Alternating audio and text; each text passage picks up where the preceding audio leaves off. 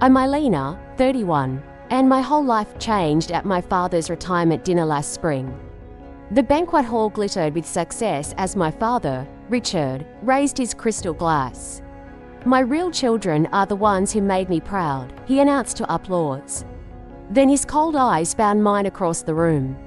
"You can leave," he said, loud enough for everyone to hear.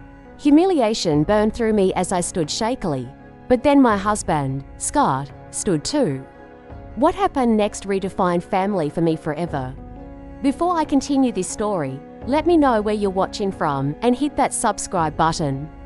The moment my husband stood up that night changed everything, and I promise you'll want to hear how this ends.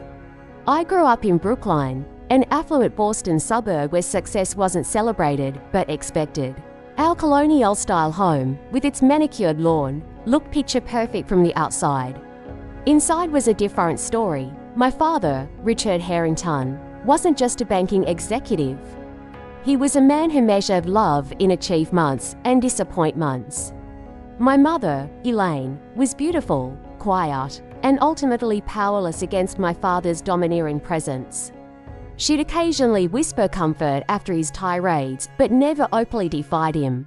I lost her to breast cancer when I was 20, and with her went the only buffer between my father's expectations and my reality. My siblings were everything I wasn't. Jason, 4 years older, followed our father into finance, graduating from Hawthorn and climbing rapidly at a prestigious investment firm. Kimberly, 2 years my senior, became a cardiac surgeon, collecting accolades like some people collect stamps. They were the golden children, the standard bearers, the ones who made our last name mean something, as my father often said. Then there was me. From childhood, I gravitated toward books and art, finding escape in stories when real life became too harsh. I can still remember sitting at our glossy black grand piano during my 12th birthday recital. Family friends filled our living room, and I was playing Debussy's Clair de Lune. My fingers trembled over the keys, and halfway through, I hit a wrong note, just one. My father stood abruptly, straightened his tie, and walked out. The room fell silent except for the sound of the front door closing. I finished the piece with tears blurring my vision, but I finished it. That moment defined our relationship. One mistake was all it took to be deemed unworthy. College brought temporary freedom. I studied literature at Amherst, despite my father's insistence on business school. "You're throwing your life away on fairy tales," he said when I showed him my acceptance letter. I still went, funding my education through scholarships and part-time jobs since he refused to pay for a useless degree. Those years taught me independence, but deepened my struggles with anxiety and self-worth. I'd accomplished something I was proud of, only to hear my father's voice in my head asking why it wasn't more.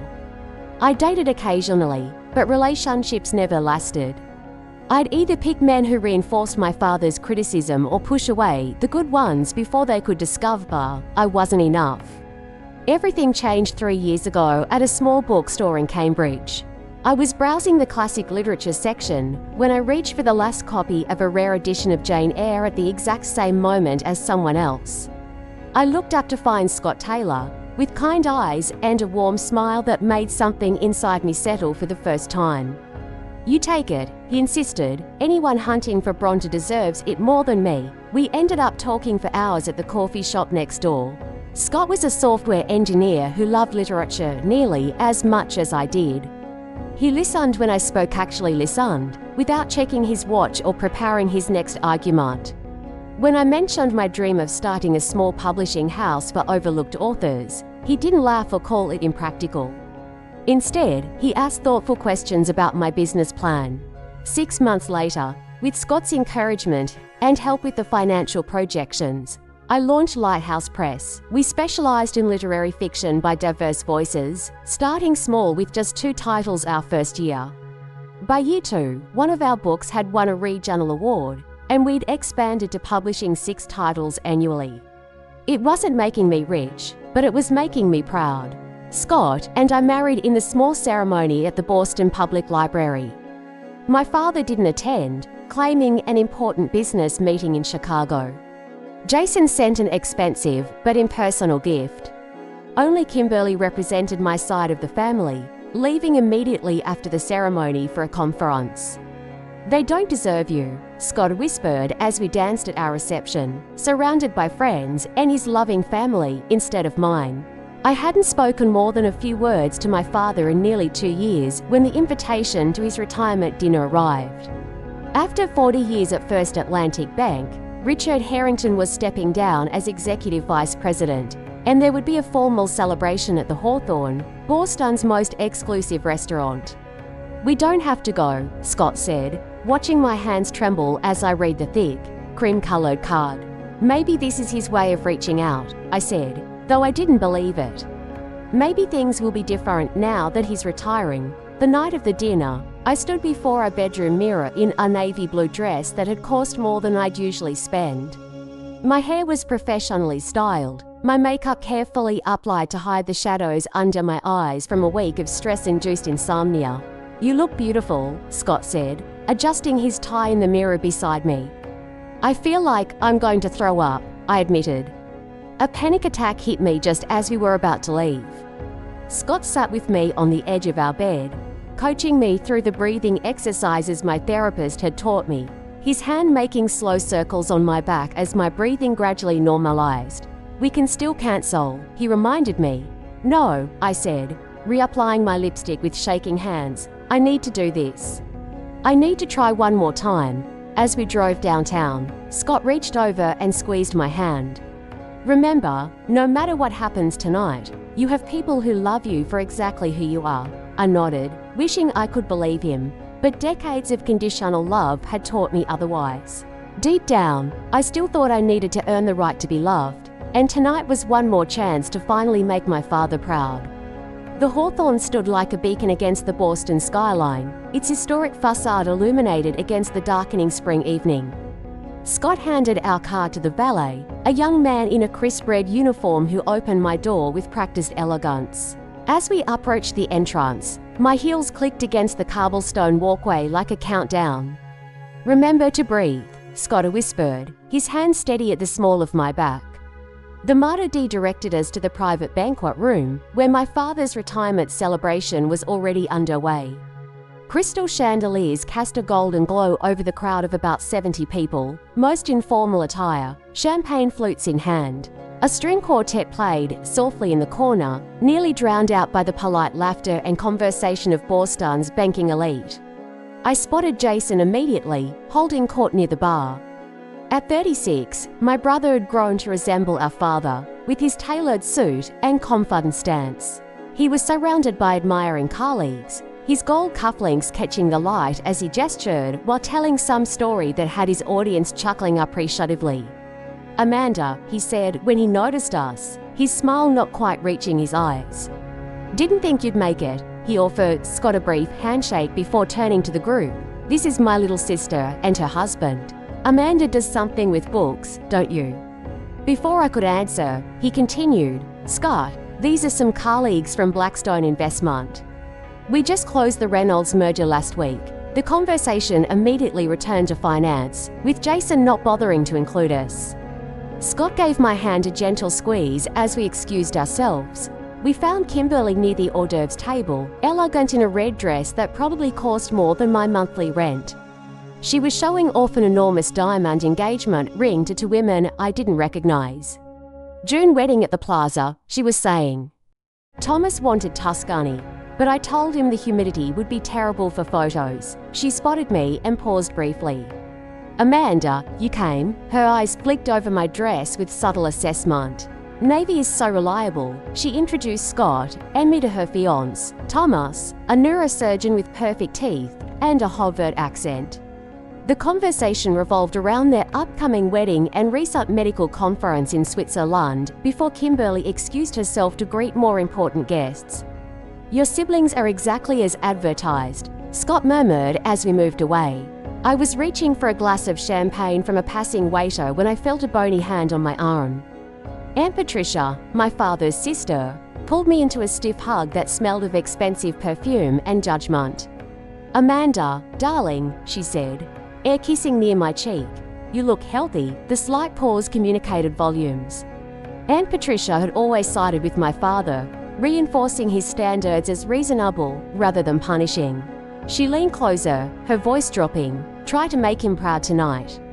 It's important to him, especially with all his colleagues here." Before I could respond, she was already moving toward Kimberly, exclaiming over the engagement ring. The banquet room was a showcase of wealth and power. Crystal vases held arrangements of white roses and hydrangeas on every table. The bar featured top-shelf liquor and vintage wines. Waitstaff circulated with trays of delicacies, caviar omblini, seared scallops, tiny quiches. Around me, conversations centered on stock portfolios, vacation homes, and private schools. I finally spotted my father across the room, commanding attention in a circle of distinguished men. At 65, Richard Harrington remained imposing, his silver hair and patrician features marking him as someone accustomed to respect. He laughed at something one of the men said, and for a moment, I saw a warmth I'd rarely experienced directed at me. Scott sensed my hesitation. "Want me to come with you to say hello?" I shook my head. I should do this alone. Taking a deep breath, I approached my father. He saw me coming but continued his conversation until I was standing awkwardly at the edge of the circle. Finally, during a pause, he acknowledged me. "Amanda, you made it?" His tone suggested mild surprise rather than pleasure. "Congratulations on your retirement," I said, offering the gift bag containing an expensive fountain pen Scott had helped me select. "Thank you." He accepted it without looking inside. "Gentleman, my youngest, Amanda. She's in publishing, own my own small press. Actually," I added. "We just had an author shortlisted for the Massachusetts Book Award." My father's expression didn't change. Amanda always had her head in the clouds, playing with books while her siblings took on real careers. The men chuckled obligingly. "Speaking of, Jason just closed a $40 million deal, and Kimberly is engaged to Dr. Thomas Whitfield, chief resident at Mass General." The clear message: their accomplishments were worth mentioning. Mine were not. "It was nice seeing you," I said quietly, retreating before the tears stinging my eyes could fall. Scott was waiting with a fresh glass of wine, which I gratefully accepted. "That bad?" "The usual," I managed, taking a large sip. The cocktail hour continued around us. I watched as my father moved through the room like a king holding court, accepting congratulations and reminiscing about his illustrious career with each person he greeted warmly. The contrast to his coldness toward me became more pronounced. When it was time to be seated for dinner, I discovered we had been placed at a table far from the main one, where my father, Jason, Kimberly, and other VIPs would sit. Our table mates included distant relatives and junior colleagues who seemed equally disappointed with their placement. "I'm Scott Taylor, Amanda's husband." Scott introduced himself cheerfully, undeterred by the seating politics. "You're Richard's daughter," asked an older woman across from us. "The one who isn't a doctor or banker," I nodded, forcing a smile. "I run a publishing company." "How nice," she said, with the same tone one might use to address a child's crayon drawing. "A hobby business." Throughout the three-course meal, I watched my father at the center table, laughing and engaged with those around him. Occasionally, he'd place a proud hand on Jason's shoulder or beam at something Kimberly said. It was a side of him I'd seen directed at my siblings, but never at me. Scott squeezed my hand under the table periodically, his silent support the only thing keeping me from walking out. The lamb was perfectly cooked, the wine exceptional, but everything tasted like ash in my mouth. After dessert was served, the formal speeches began. The bank CEO spoke about my father's contributions, his vision, his leadership. A long-time colleague shared humorous anecdotes about their early days in finance. Jason gave a polished speech about our father's professional legacy, managing to make it primarily about himself in the process. And then it was my father's turn. The room quieted as Richard Harrington rose and approached the microphone, commanding the space with practiced ease. My heart beat faster, hoping against hope that this moment, this public reflection on his life and career might include some small acknowledgement of me. "Thank you all for coming tonight," my father began, his voice carrying effortlessly through the banquet hall. Looking around this room, I see not just colleagues, but friends who have been part of a journey spanning for decades at First Atlantic Bank. He spoke eloquently about the changes he'd witnessed in the banking industry, about challenges overcome and successes achieved. He thanked mentors who had guided him and acknowledged those he had mentored in turn. The crowd was rapt, including me. This reflective, almost warm version of Richard Harrington was unfamiliar. None of this would have been possible, he continued, his voice dropping slightly, without the support of my late wife, Elaine. My breath caught. He rarely mentioned my mother since her death. Elaine understood the sacrifices necessary for success, he said, a slight crack in his voice. She was my foundation during the difficult early years, and I only wish she could be here tonight to see what her support helped build. I felt tears forming. This was the most emotion I'd seen from my father in years. Perhaps retirement had softened him, opened something long closed within him. Around me, people dabbed at their eyes. Scott's hand found mine under the table. My father cleared his throat, composure returning. But a man's true legacy isn't measured in dollars or deals. It's measured in what he leaves behind, in who carries forward his values and vision. My heart lifted. Was this the moment he'd finally see me, acknowledge my different but valid path? I've been blessed in that regard, he continued, gesturing toward the main table. Jason has exceeded every expectation, becoming not just an investment banker but a true financial innovator. The Reynolds merger alone would be career-defining for most. But for him, it's just another achievement in a portfolio of excellence. Jason nodded, accepting the praise as his due. And Kimberly, my father's voice swelled with pride, saving lives daily as one of Boston's premier surgeons, just last month performing a groundbreaking procedure featured in medical journals. Intelligence, discipline, precision, everything I tried to instill. My father raised his glass higher. So, tonight, as I close one chapter of my life, I look with satisfaction at what matters most. My real children are the ones who made me proud. The room burst into applause. People turned to smile at Jason and Kimberly, who accepted the attention with practiced grace. I sat frozen, the words hitting me like physical blows. My real children. As if I wasn't his child at all. As if I didn't exist or shouldn't, but worse was coming.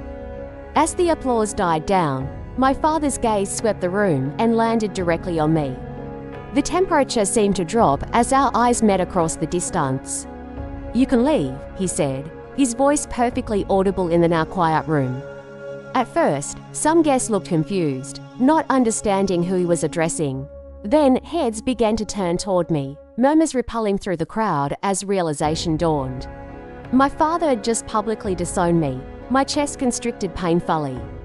The elegant room blurred around the edges, my vision tunneling. Blood rushed in my ears, drowning out everything except my father's cold stare and those three devastating words. Across the room, Aunt Patricia's hand covered her mouth, her eyes wide with shock apparently. Even she hadn't expected this level of cruelty. Kimberly studied her manicure, refusing to look up.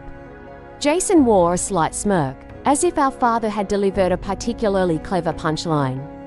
The silence stretched, becoming unbearable, dozens of eyes boring into me, witnessing my humiliation. My legs felt leaden as I slowly pushed back my chair and stood on trembling limbs. The scrape of the chair against the floor sounded abnormally loud in the hushed room. Shame burned through me like acid. This wasn't just another private disappointment. This was public rejection, a declaration that I was unworthy of even being present. I'd spent my life trying to earn my father's approval, and in one moment, he'd made it clear that I never would. I gripped the edge of the table, steadying myself, desperately fighting the urge to run or burst into tears. I wouldn't give him the satisfaction of breaking down. If I had to leave, I would do so with whatever dignity I could muster. Then came the sound that changed everything, the scrape of another chair beside me. Scott stood, his movement deliberate and unhurried. His face, when I glanced at him through my haze of humiliation, showed not embarrassment but quiet fury. A confused murmur spread through the room. My father's expression darkened, his jaw tightening at this unexpected development. He hadn't anticipated resistance to his decree, certainly not from my husband, whom he'd always viewed as an irrelevant addition to an already disappointing branch of the family tree. "Sit down," my father commanded, addressing Scott directly for perhaps the first time that evening. "This doesn't concern you." But Scott didn't sit. Instead, he straightened to his full height, his shoulders back, his gaze locked with my father's across the room. The tension was palpable, electric. No one moved, no one spoke. And then Scott did something that would forever divide my life into before and after. Scott reached for his water glass and spoon with deliberate calm. The soft ping of metal against crystal cut through the uncomfortable silence, drawing every eye in the room the universal signal for attention before a toast. My father's face flushed with anger at this breach of protocol. This was his night, his moment, his carefully orchestrated display of power. Scott had just challenged that in the most civilized yet unmistakable way. "What do you think you're doing?" my father demanded, but his voice had lost some of its authority. Scott ignored him, waiting until the room was completely silent, every guest frozen in anticipation of this unexpected turn. His hand was steady as he set down the spoon, his expression composed but determined. I'd never seen this side of him before, this quiet, immovable strength. "I'd like to make a toast," Scott began, his voice clear and carrying, "to the woman Richard Harrington failed to see." Gasps rippled through the crowd. My heart hammered against my ribs. Beside me, an elderly woman whispered, "Oh my goodness," to her companion. For those who don't know me, I'm Scott Taylor, Amanda's husband. And since Richard has shared his perspective tonight, I'd like to share the truth about the daughter he just told to leave. My father stepped forward. "That's enough. Security will escort you out." "By all means," Scott replied evenly, "but I wonder how the Boston Globe would report on Richard Harrington having his own daughter and son-in-law forcibly removed from his retirement party. I'm sure your banking colleagues would find that fascinating." My father froze, his gaze darting around the room at his professional peers. His reputation had always been paramount. Scott had found the one leverage that would work. 3 years ago, Scott continued, Amanda founded Lighthouse Press with her own savings and a small business loan that she qualified for without any family connections. Last year, they published Salt and Stone, which was not only shortlisted for the Massachusetts Book Award, but was just optioned for a film adaptation. Murmurs of interest swept through the crowd. This was news even to me. Scott must have received the call today and been waiting to surprise me. What Richard failed to mention is that Amanda's press has provided a platform for voices that major publishers overlooked, including veterans, immigrants, and yes, people who grew up in emotionally abusive homes. Scott's gaze never wavered from my father. Their literacy program has put books in the hands of over 3,000 underprivileged children in Boston's poorest neighborhoods. I felt a surreal detachment, as if watching a scene in a movie rather than my own life unfolding. Scott was publicly defending me, cataloguing achievements my father had dismissed or never bothered to learn about. While Jason was crushing it on Wall Street and Kimberly was advancing her medical career, it was Amanda who took a leave of absence from college to care for her mother during cancer treatment. Amanda who sat by Elaine's hospital bed, reading her favorite poems when she was too weak to hold a book herself. My throat tightened at the memory. Those quiet hours with my mother had been sacred, painful, precious. What Richard doesn't know, Scott continued, his voice taking on an edge, is that the down payment for Jason's first New York apartment came from Amanda's college fund. She gave it to him when his credit was destroyed after that gambling problem he worked so hard to hide from Daddy. Jason's face drained of color. That had been our secret, a rare moment of real connection between siblings when he'd come to me, desperate and ashamed. I'd helped him because, despite everything, he was my brother. I never expected anything in return, certainly not for him to defend me against our father. For 32 years, Richard, you've told Amanda she wasn't enough to sensitive, too artistic, to different from the path you prescribed. You've withheld affection, weaponized your approval, and tonight, you've attempted to humiliate her in front of everyone who matters to you. Scott looked around the room, addressing the guests directly now. But here's what you should know about family. Real family doesn't require performance reviews. Real family doesn't measure love in achievements. Real family sees you, supports you, and stands with you, even when it's difficult, especially when it's difficult. My father found his voice. You have no right to speak this way in front of my colleagues and friends. You don't know anything about our family. I know enough, Scott replied. I know that a man who publicly rejects his daughter at his retirement dinner isn't celebrating a legacy. He's revealing its bankruptcy. The room was so silent, I could hear the ice shifting in water glasses. No one moved. No one seemed to breathe. Scott turned to me then, his eyes softening.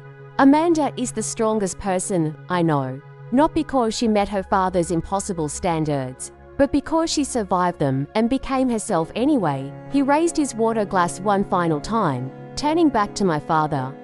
So thank you, Richard Harrington, for showing us exactly the kind of parent we'll never be. With that, Scott set down his glass and gently took my hand. The warmth of his fingers around mine anchored me as the room spun with shock, embarrassment, and something else I couldn't yet identify. Together, we walked toward the exit, our footsteps echoing on the marble floor. No one tried to stop us. No one spoke. The collective breath-holding of 70 stunned guests created a silence so complete it seemed to have physical weight. As we neared the doors, my father found his voice again. If you walk out now, don't ever come back, he shouted, desperation creeping into his anger. You're cut off. Do you understand? Both of you. We didn't slow, didn't turn. Scott's hand remained steady in mine as we passed the last table before the exit.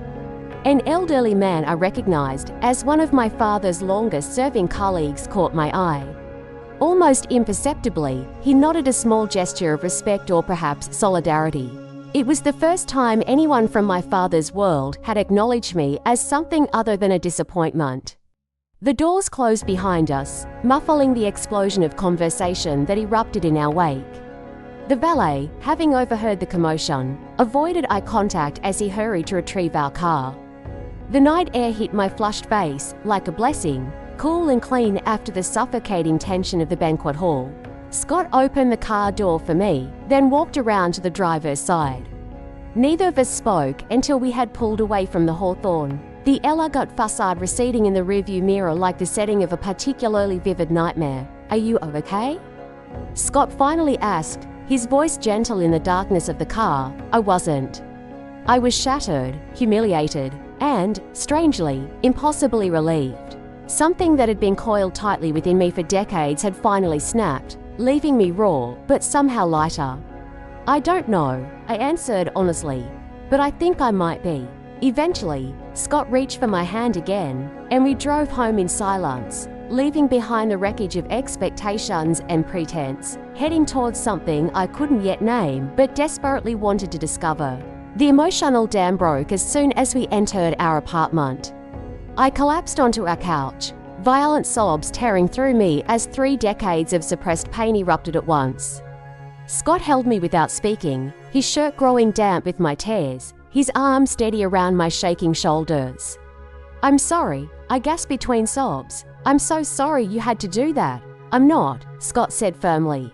I've wanted to say those things to your father for 3 years. He'll never forgive us, the thought brought fresh tears. Despite everything, some childish part of me had never stopped hoping for reconciliation, for the father I needed instead of the one I had. That's his loss, Scott said. And honestly, Amanda, his forgiveness isn't worth having. We stayed up until 3 a.m, talking through what had happened. The initial shock gave way to a complex mix of emotions: grief for the relationship I'd never have with my father, anger at his cruelty, fear about family repercussions, and, underneath it all, a tentative sense of liberation. Do you think I overstepped? Scott asked as we finally prepared for bed, the first hint of uncertainty in his voice. You stood up for me when no one ever has, I said, including me. Sleep came in fitful bursts, interrupted by the phone. My father called 7 times between midnight and dawn, leaving increasingly angry voicemails demanding apologies and threatening consequences. I let each call go to voicemail, my phone screen illuminating the darkness of our bedroom like distant lightning. Morning brought a text from Kimberly. You've always had to make everything about you. Dad's retirement was supposed to be his night. You and Scott ruined everything. As usual, I stared at the message, realizing how differently we view the same event. In her reality, I was the villain who had stolen our father's spotlight, not the victim of his public rejection. The twist came at 10:17 a.m. when Jason called. I almost didn't answer, expecting more accusations, but something made me pick up. "That was quite a show last night," he said, his tone unreadable. "I didn't plan it," I replied stiffly. A pause. I know, another pause. "Is it true, what Scott said about the apartment money?" "Yes, why didn't you ever throw that in my face all these years, even when I was less than supportive?" "Because that's not why I helped you," I said simply. The silence stretched between us. Finally, Jason spoke again, his voice different, somehow smaller. "I never thanked you properly for that, and I should have. It doesn't matter now. Maybe it does." He cleared his throat. "Listen, what Dad did last night, it wasn't right. I've never seen him like that. It wasn't an apology, but it was the closest thing to solidarity Jason had offered in years."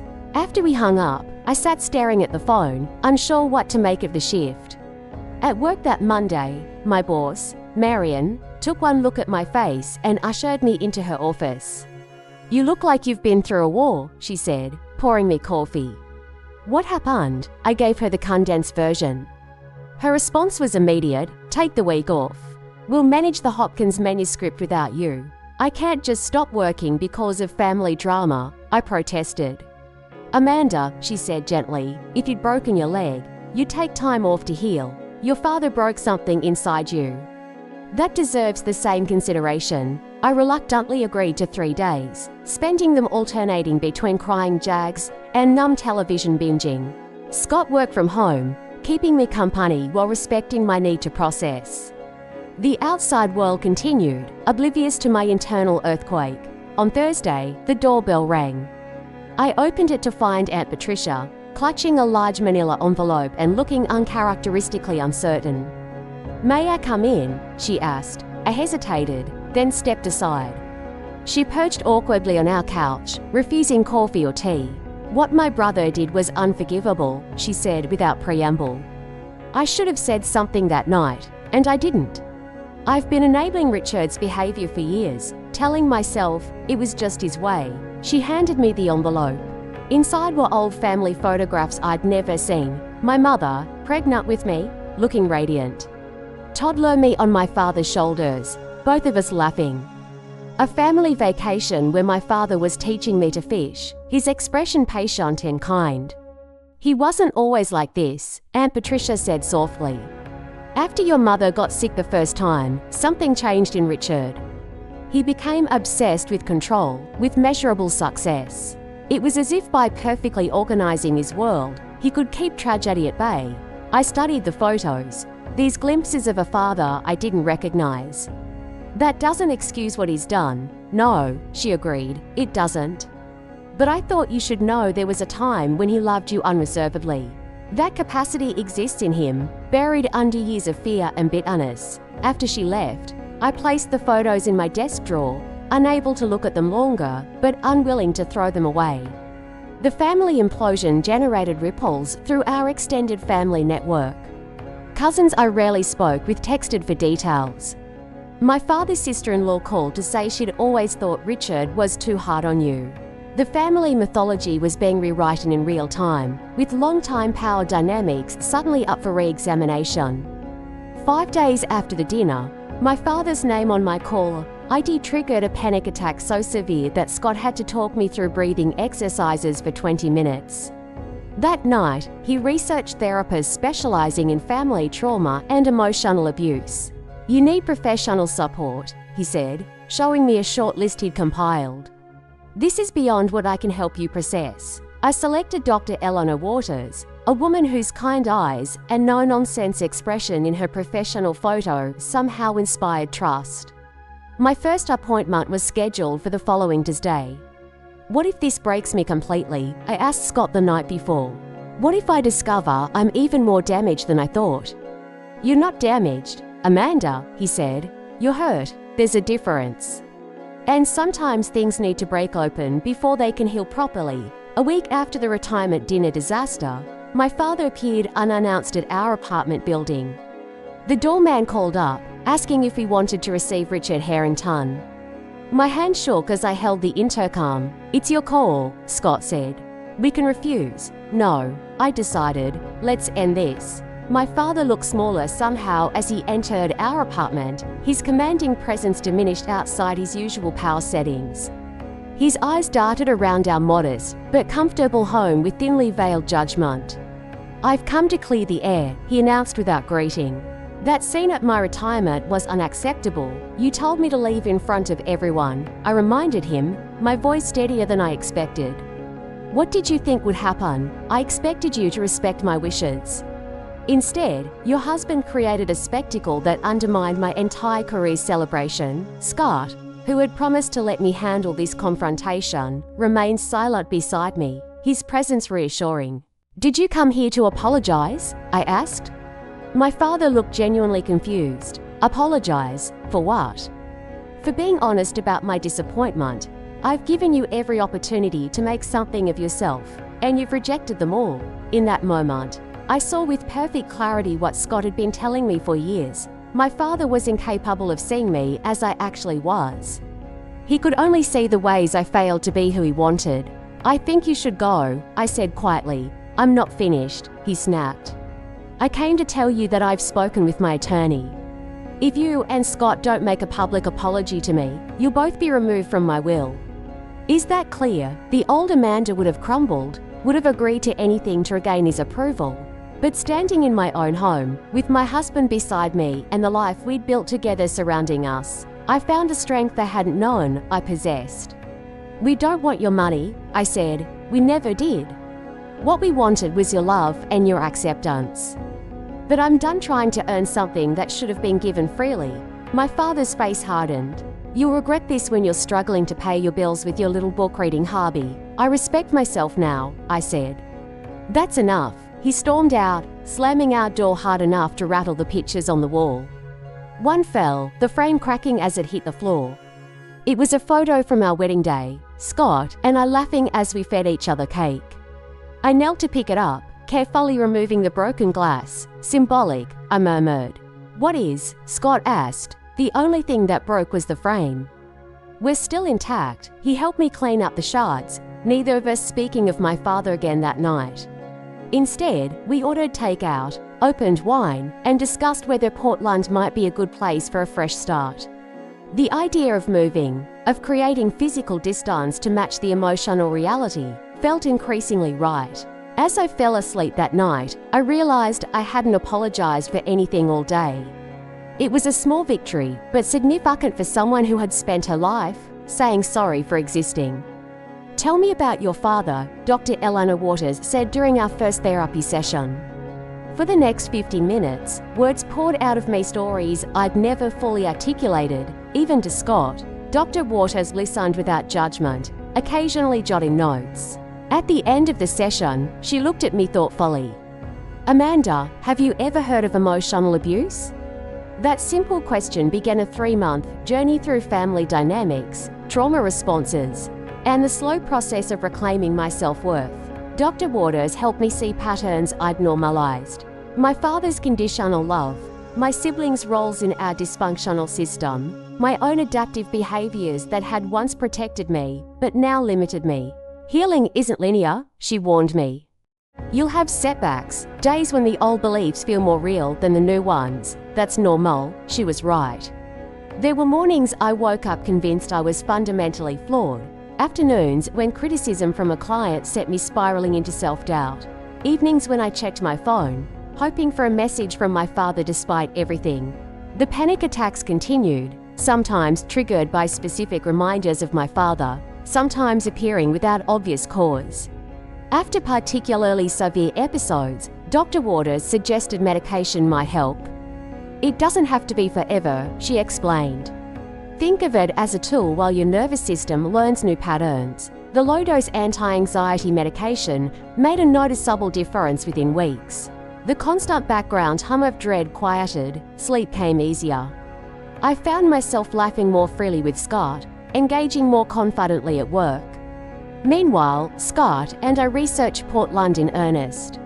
The vibrant literary scene, progressive values, and physical distance from Boston all appeal to us.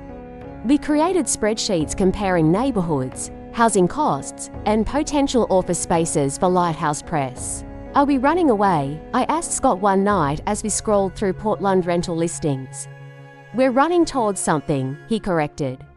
There's a difference. Our decision solidified when Scott received an unexpected job offer from a Portland-based tech company developing publishing software.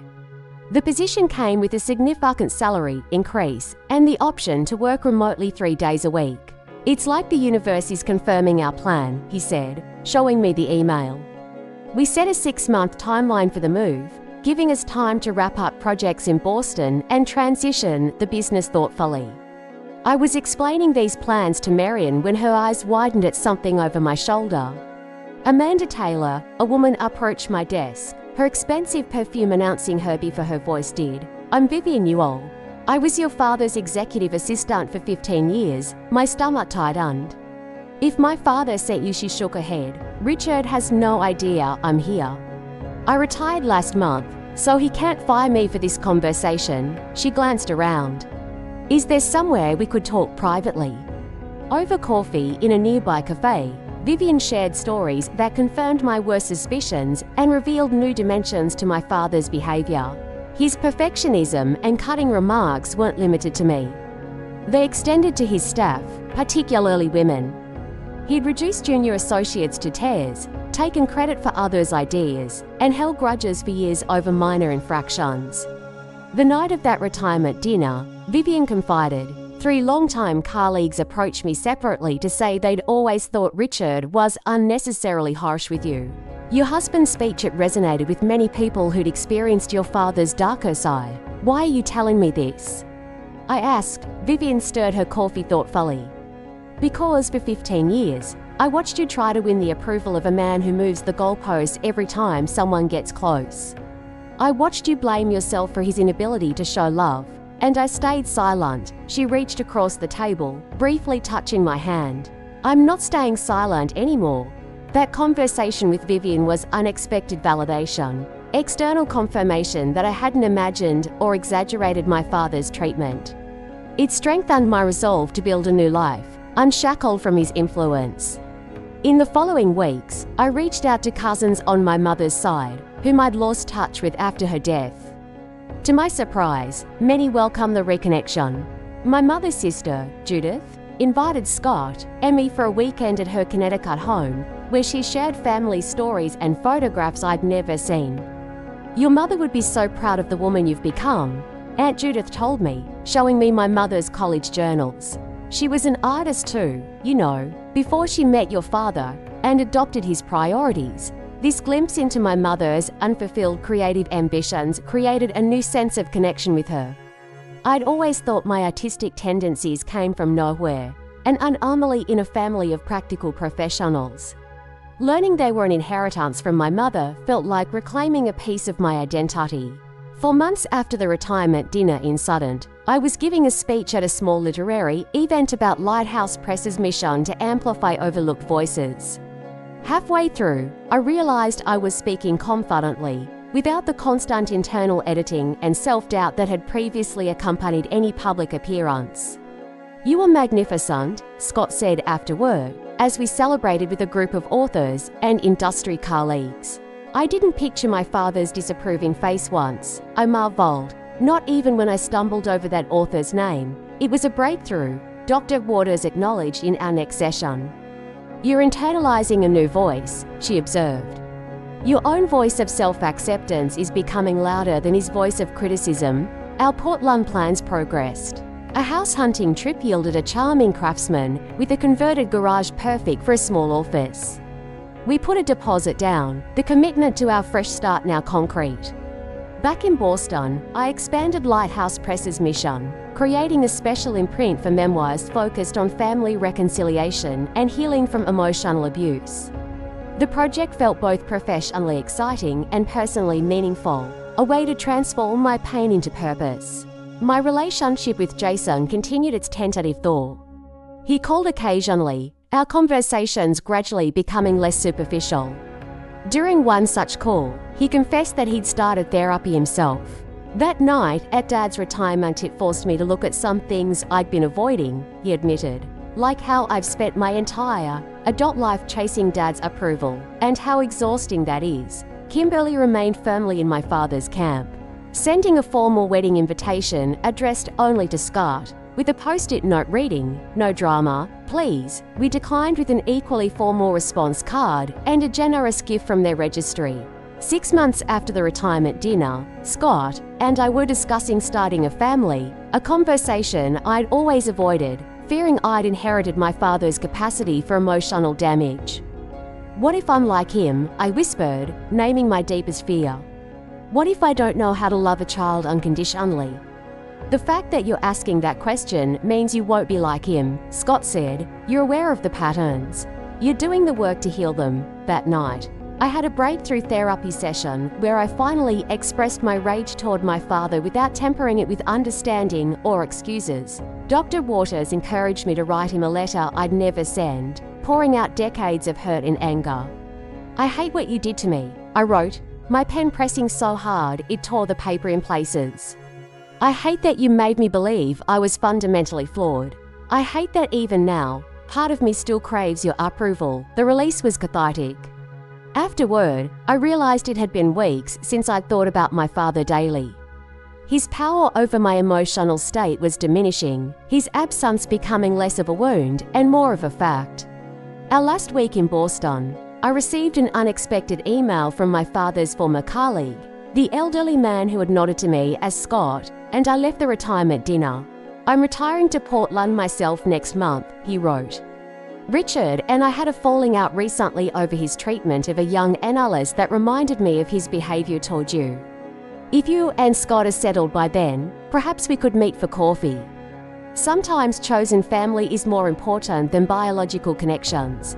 As we packed our belongings into a moving truck, I found the envelope of old photographs Aunt Patricia had given me. Looking at them now produced less pain, as if they depicted characters in a story rather than my actual family. I packed them alongside newer photos, Scott and me hiking in New Hampshire, our literary festival booth surrounded by readers, a dinner party with friends who loved us exactly as we were. On our last night in the empty Boston apartment, Scott found me standing at the window, looking out at the city lights. "Having second thoughts?" he asked, wrapping his arms around me from behind. "No," I said truthfully, "just saying goodbye to the person I was here. The one who never felt good enough. She was always good enough," Scott said. "She just couldn't see it yet." As we drove west the next morning, I realized I hadn't checked my phone for messages from my father in over a week. It wasn't a conscious decision, just a natural fading of an old habit that no longer served me. The constant ache of his rejection had transformed into something different, not absence of pain, but presence of self-respect. Portland welcomed us with a week of unseasonable sunshine, as if affirming our decision. As we unpacked boxes in our new home, I came across the cracked wedding picture frame from the night of my father's final visit. I kept the frame but replaced the glass. "I think this belongs here," I said, placing it on the mantel of our new living room, a reminder of what we brought with us and what we left behind. Scott smiled, understanding perfectly. "The past made us who we are," he said, "but it doesn't get to decide who we become." 1 year after my father's retirement dinner, I stood in our Portland kitchen, cradling a glass of sparkling cider. Through the window, I could see Scott grilling on our back deck, surrounded by our new friends and chosen family. Spring sunshine filtered through cherry blossoms, casting dappled light across our yard. The past year had brought changes I couldn't have imagined that painful night in Boston.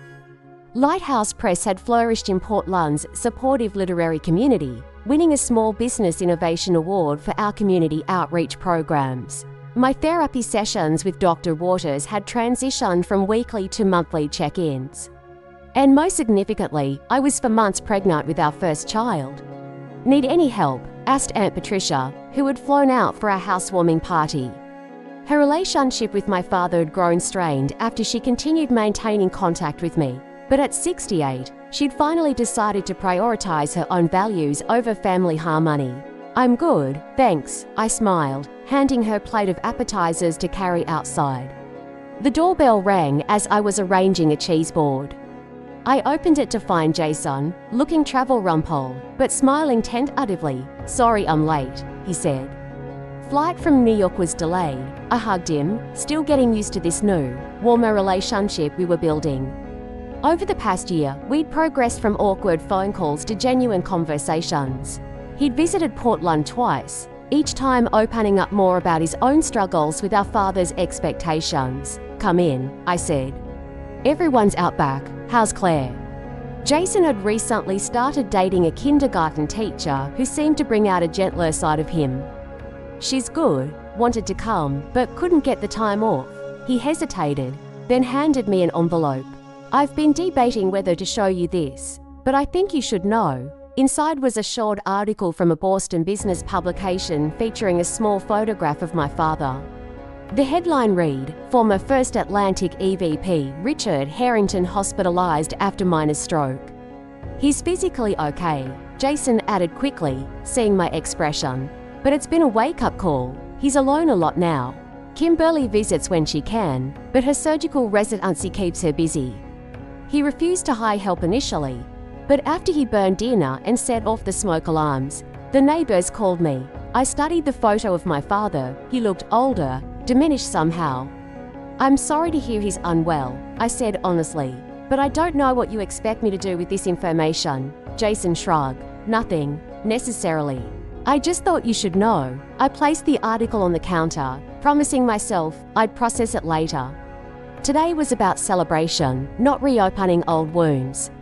The party flowed around me, a joyful gathering of people who supported us. My colleagues from Lighthouse Press chatted with Scott's tech friends, and Patricia exchanged gardening tips with our next-door neighbour. Jason gradually relaxed, showing uncharacteristic interest in one of our authors' discussions about narrative therapy. As evening approached, Scott called for everyone's attention, raising his glass. 1 year ago, Amanda and I made the best decision of our lives, moving to Portland. But the journey started earlier, with a moment of truth at a certain retirement dinner. Knowing glances were exchanged among those familiar with our story. That night could have broken us, but instead, it freed us. He turned to me, his eyes soft. To Amanda, who taught me that real strength isn't about never falling, but about rising every time life knocks you down. And to all of you who've become our Portland family, thank you for welcoming us exactly as we are. Glasses clinked as everyone toasted. Standing there, surrounded by genuine affection, I felt a completeness I'd spent decades searching for. The validation I'd desperately sought from my father had always been a mirage, disappearing as I approached. Real acceptance, I'd learned, didn't require contorting myself to meet someone else's expectations. After our guest departed, Jason helped us clean up, uncharacteristically domestic as he loaded the dishwasher. "I have a confession," he said, folding a dish towel with unexpected precision. "I've been seeing a therapist for 8 months now." "That's great, Jason," I said, genuinely pleased. "It's changing how I see everything, Dad. Myself, you." He leaned against the counter. "Did you know I was jealous of you growing up?" I nearly dropped the plate I was rinsing. "Jealous of me?" "You were the golden child. I was the obedient child," he corrected. "I did everything Dad wanted and got his approval, sure. But you always knew who you were. Even when it cost you everything, you stayed true to yourself." I never had that kind of courage. We talked late into the night after Scott went to bed, sharing perspectives on our childhood that made me see familiar events through new eyes. When Jason finally left for his hotel, he hugged me tightly. "I'm sorry I wasn't a better brother," he whispered. "We're writing a new story now," I reminded him. "That's what matters." 3 days later, while visiting Powell's books, I received a text from Kimberly, the first direct communication in months. "Dad asking for you." "Probably nothing, just thought you should know." I stood frozen among the bookshelves, my hand instinctively moving to my slightly rounded belly. The old Amanda would have dropped everything, rushed back to Boston, desperate for this potential opening. The new Amanda recognized the message for what it was, Kimberly's way of transferring responsibility, of making any continued estrangement my choice rather than our father's. After careful consideration and a long talk with Scott, I composed a simple response. Thank you for letting me know. I hope he recovers well. Not a door slammed shut, but not a desperate rush through an open 1E, the just acknowledgement of a shared humanity that existed independent of our broken relationship. 2 weeks later, I had a chance encounter that crystallized how far I'd come. While visiting a friend in the hospital after minor surgery, I rounded a corner and nearly collided with my father. He looked startled, then wary. He'd lost weight, and a slight droop affected one side of his face, evidence of the stroke Jason had mentioned. Amanda, he said, his voice rougher than I remembered. Dad, I replied, surprised by my steady calm. Jason mentioned you were having some health issues. I hope you're doing better, he nodded stiffly, just to check up. Nothing serious. We stood awkwardly in the hospital corridor, medical staff flowing around us like a stream around to stubborn rocks. You look different, he finally said. I smiled slightly. I'm pregnant. Due in November, something flickered across his face, surprise, perhaps a hint of some deeper emotion, quickly suppressed. I see. Congratulations. Thank you. Another silent stretch between us, filled with decades of things unsaid. I realized I was waiting for something, an apology, perhaps, or some acknowledgement of the pain he'd caused, but his expression remained carefully neutral, his posture rigid. I should go, I said finally. My friend is waiting, he nodded. Give my regards to Scott. It was such a conventional pleasantry, so at odds with our last interaction, that I almost laughed. Instead, I simply nodded and moved past him, continuing down the corridor. What struck me afterward wasn't what had happened, but what hadn't. No accelerated heartbeat, no tunnel vision, no desperate need to make him love me. I'd spoken to my father as one adult to another, without the weight of my childhood wounds dictating my responses. The encounter left me contemplative, but not devastated. He'll never change, I told Scott that night. Not fundamentally. Probably not, Scott agreed. Are you okay with that? I considered the question carefully. I think I am.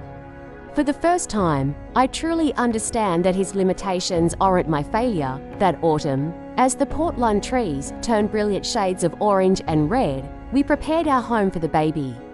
Jason visited twice, bringing impractically extravagant gifts for his future niece or nephew. Aunt Patricia sent handmade quilts and regular updates on family news, including the gossip that my father had been seeing a woman from his church, a widow who apparently tolerated his difficult personality. Good for him, I said when I heard, genuinely meaning it. His happiness or unhappiness no longer defined my own.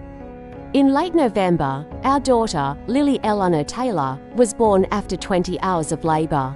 Holding her for the first time, I was overwhelmed by a love so fierce and unconditional it brought tears to my eyes. She's perfect, Scott whispered, gently touching her tiny fingers. Looking at our daughter's peaceful face, I made a silent promise she would grow up knowing she was enough, exactly as she was. Her worth would never be tied to achievements or conformity to someone else's vision. She would be loved for her authentic self, whatever shape that took. Jason flew in to meet his niece the following week, awkwardly cradling her with a mixture of terror and wonder. She is Mom's eyes, he observed, touching her cheek gently. I thought so too, I said, glad someone else had noticed the connection to our mother. He hesitated, then added, I told Dad about her. He didn't say much, but he asked to see a picture. I nodded, neither encouraged nor distressed by the information. My father was now a peripheral figure in my story, no longer its defining force. As Christmas approached, we held a small dinner for our chosen family friends who had become essential to our Portland life, Jason and his now Erie's girlfriend Claire, and Aunt Patricia. Our home glowed with warmth and laughter. Lily passed from loving arms to loving arms as we shared food and stories. After dinner, as we gathered in the living room with dessert, Scott proposed a toast. To family, he said, simply, not just the one we're born into, but the one we create through love and choice. To family, everyone echoed, glasses raised. Looking around at these people who accepted me completely, who saw my strengths and weaknesses, and loved me anyway, I finally understood the lesson of that painful retirement dinner a year and a half ago. What had seemed like an ending, the final rejection by my father, had actually been a beginning. By standing up and walking out with Scott that night, I'd taken the first step toward finding my true home. Lily began to fuss, and I excused myself to nurse her in the quiet of her nursery. Rocking gently in the chair Scott had restored for us, I studied my daughter's perfect face and felt a peace I'd never known before. "You will never have to earn my love," I whispered to her. "It's already yours, completely and forever." In that moment, I realized I had given myself the same gift, unconditional acceptance of who I was, separate from achievement or external validation. The journey hadn't been easy, and there were still difficult days, but I had found my way to a truth that had eluded me for 32 years. I was enough. I'd always been enough. The sound of laughter drifted from the living room, and Lily's tiny hand gripped my finger with surprising strength. This was my legacy now, not my father's disappointment, but my daughter's future. Not a path dictated by someone else's values, but one I was creating with each authentic choice. What's your story of finding freedom from toxic family expectations? Have you ever had someone stand up for you when you couldn't stand up for yourself? I'd love to hear your experiences in the comments below. And if this story resonated with you, please subscribe and share it with someone who might need to hear that they, too, are enough, exactly as they are. Thank you for being part of this journey with me. Remember, sometimes the bravest thing we can do is walk away from what hurts us toward what helps us heal.